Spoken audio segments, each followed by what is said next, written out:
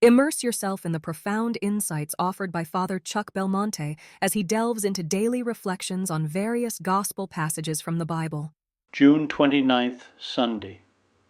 Should I always side with the Church?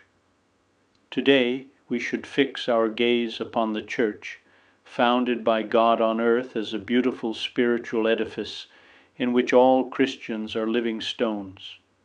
Peter the Apostle was a mortal man, like all others. However, his office as supreme pastor, instituted by Christ, must endure eternally by the Lord's command. With the affection of faithful children, we renew before God our humble allegiance to the Roman Pontiff. He is the foundation stone of the Church, which continues the task of formation and teaching that Jesus entrusted to the first 12 throughout the centuries until the end of time. The Church is the whole of the people of God, the ensemble of all Christians.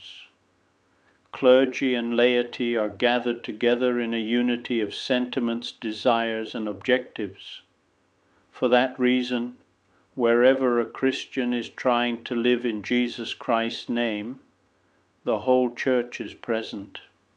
Since the members of the mystical body are so varied and diverse in their functions, God has chosen an authority who would watch over his sheep as a good shepherd.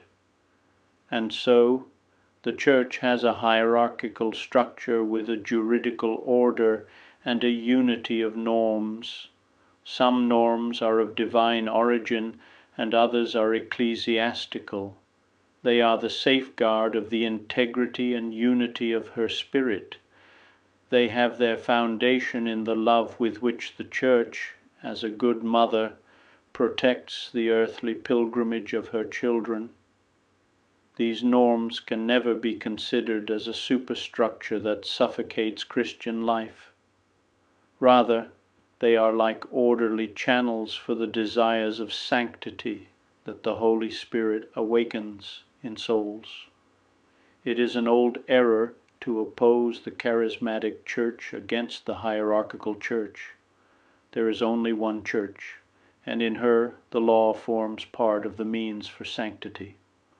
Saint Josemaria wrote, "The law, my children, is something very holy within the life of the Church. It is not an empty formula, nor a weapon to keep a tight hold on consciences, but rather a reasonable and supernatural order according to justice.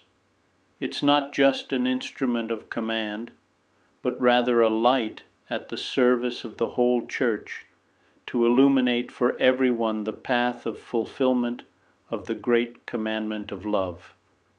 Today, a resolution of fidelity bursts from our souls, and we ask the Holy Spirit to give our Holy Father, the sweet Christ on earth, the Vicar of Christ, great fortitude, at once maternal and paternal, to defend the laws of the Church, which are so little known and appreciated in these times.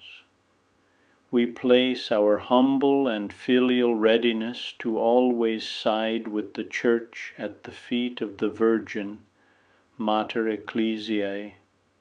At the same time, we ask her to teach us to obey and love the Church more each day. I would be delighted to extend an invitation to you once again tomorrow for another insightful reflection on the Gospel by Father Belmonte.